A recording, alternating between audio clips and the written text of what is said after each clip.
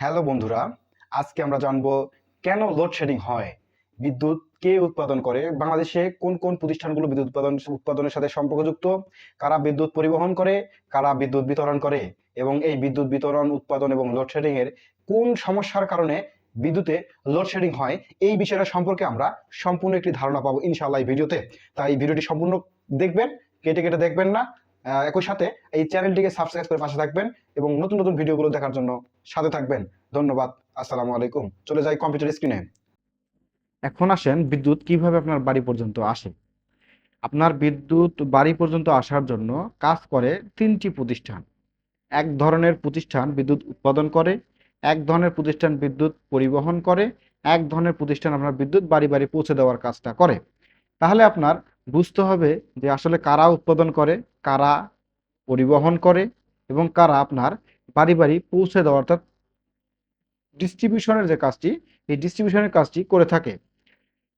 এখানে তিনটি প্রতিষ্ঠানের মধ্যে এক ধরনের প্রতিষ্ঠান হলো বিদ্যুৎ উৎপাদনকারী প্রতিষ্ঠান।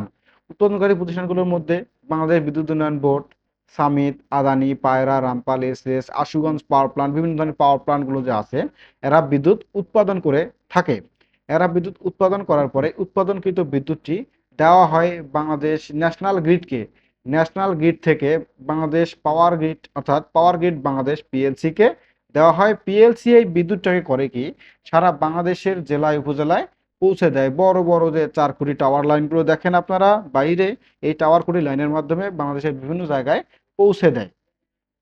পৌঁছে দেওয়ার পরে এই বিদ্যুৎটি তখন বিতরণকারী প্রতিষ্ঠানগুলো তাদের কাছ থেকে নিয়ে আপনার বাড়ি পর্যন্ত পৌঁছে দেওয়ার কাজটি করে থাকে।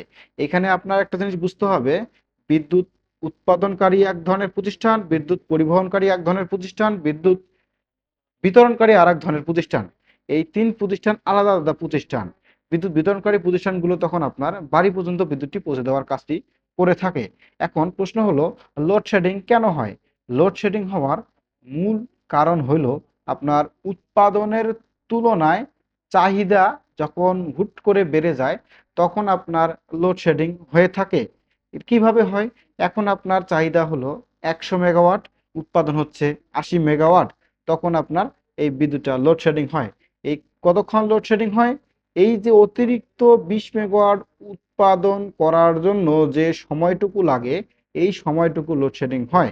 এখন আপনি বলতে পারেন অনেক সময় তো 1 ঘন্টা পর পর লোডশেডিং হয়।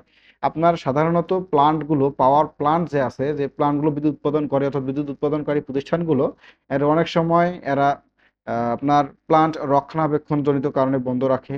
অনেক সময় ফুয়েল সংকটের কারণে বন্ধ থাকে। এই যে বন্ধ থাকার কারণে তখন কি হয়? তখন হচ্ছে ওরা ওই প্লান্টটুকু যে বন্ধ থাকলো, যে 100 মেগাওয়াট বা 50 মেগাওয়াট বা 20 মেগাওয়াট যে বন্ধ থাকলো, এই বন্ধ থাকা প্লান্টের বিদ্যুৎ সারা বাংলাদেশের বিভিন্ন অঞ্চলে বিভিন্নভাবে লোডশেডিং করা হয়, যার কারণে অনেক সময় 1 ঘন্টা পর পর লোডশেডিং হয়।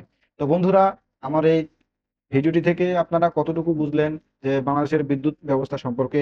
বিদ্যুৎ কে পরিবহন করে, কে উৎপাদন করে, কে বিতরণ করে আপনার বাড়িতে, এবং লোডশেডিং কেন হয়? তো বন্ধুরা, ভিডিওটি কেমন লাগলো? চ্যানেলটি সাবস্ক্রাইব করে আমার পাশে থাকবেন। ভিডিওটি কেমন লেগেছে কমেন্ট করে জানাবেন। বেল বাটনটি ক্লিক করে সকল আপডেট ভিডিও পাওয়ার জন্য সাথে থাকবেন। বাই।